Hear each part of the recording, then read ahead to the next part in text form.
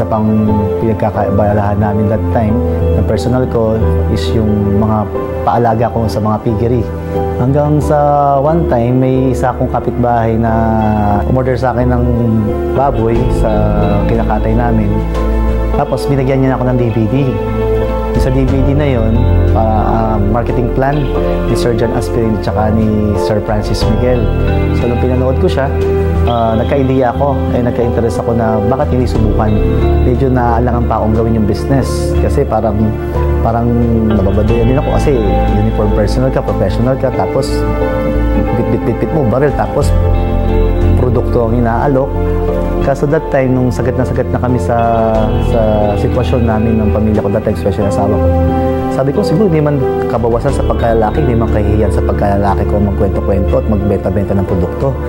Para sa akin that time, nabuksan kaisipan ko, mas kabawasan sa pagkalalaki at mas kabawasan sa bahid, sa uniforme ko. Pag uwi ko sa bahay, pamilya ko, hindi ko mapakain ng maayos. Dahil sa kagustuhan ko talaga mapag-aralan ng AIM Global, every time after duty, pupunta ako ng head office, mag-LRT ako or magbubus ako. Naka-uniforme ako that time palagi. Bakit? Kasi para makatipid. Makatipid sa pamasahe. Kasi once naka-uniforme ka, libre ka sa LRT, libre ka rin sa bus. So, yun yung mga ginagawa dati. Nagdadala ko na lagi ng invites sa head office. So, kahit yung mga tao nakatingin sa akin, yung iba parang pagkakatawanan ako dahil nababaduyan sa akin. Especially yung mga dating kasama ko. Ba't daw ako sumaya sa networking? Ba't daw ako nagpauto? Ang isa sa mga bagay na talagang hindi ko makalimutan nung panahon nag-i-start pa lang ako mag-build that time, yung hirap nung panahon na ka-uniform ako that time, nag-flyers ako sa labas. Pagagaya ng duty, diretso kagad sa training. Uwi na lang ako ng madaling araw. Tapos matutulog lang ako sa bahay, gigising, aalis na naman. Ang tawag nila sa akin, border. Pero madali lang yung mga ganung bagay eh. Kasi napagtitisan yun, ang pinakamahirap yung discouragement na mismong pamilya mo, yung mismong panahon na sila yung pinagkuhugutan mo ng lakas ng loob at pinaglalaanan mo ng mga pangarap that time na talagang magpuput down at talagang hindi maniniwala. Mismong nanay ko na video ako that time, talagang minumura talaga ako. Dahil mas nagbigay focus ako sa networking kaysa sa ano yung ginagawa namin sa business namin. So, nakakatuwa rito, no? Although na part-time tayo na ginagawa ang business, na nasa trabaho tayo, nakuha natin yung isa sa mga highlight o pinakamalaking resulta na na-achieve natin dito is yung US tour na nagkaroon tayo ng 10 years multiple state entry visa. Ang masarap pa rito, 2 beses ko na isama yung asawa ko that time.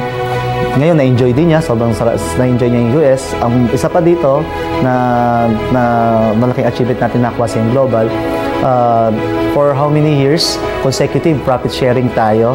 Isa tayo sa mga nakakuha ng malalaking profit sharing na yung una is 2.3 million, then yung second is 2 million na kung pag-aaralan, kahit sa panahon sa pagpupulis, siguro retirement ko na yun, ilang taong ko nang kikitain yun. Pero dito sa AIM Global, bonus lang na nakuha natin habang ginagawa siya part-time. Ang masarap pa rito, for 3 years, nakapasok tayo sa top 20 ng company. Siguro ito lang ang advice ko, especially yung may mga trabaho na gustong gawin yung part-time. So, kahit na small effort, small amount lang ng oras, pagdating ng panahon, it will really count. Para lang tayong nagtanim ng buto, magiging halaman, magiging puno, o nagiging puno, okay, at nagsimulang mamunga, hindi pala natin kayang bilangin ilang bunga ang kayang ibigay sa atin ng puno nagsimula sa isang buto.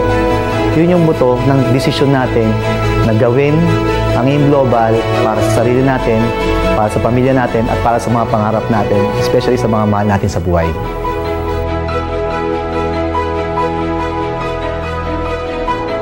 Sa mga nagdududa pa dyan, kung ito ay kaduda-duda, may isang pulis mismo nasa harap mo, nasa serbisyo hanggang ngayon, ginagawa ang business. Kung busy ka, tingin ko mas busy kami. So wala kang dahilan at wala kang karapatan magdahilan para hindi mo gawin to. Eto na!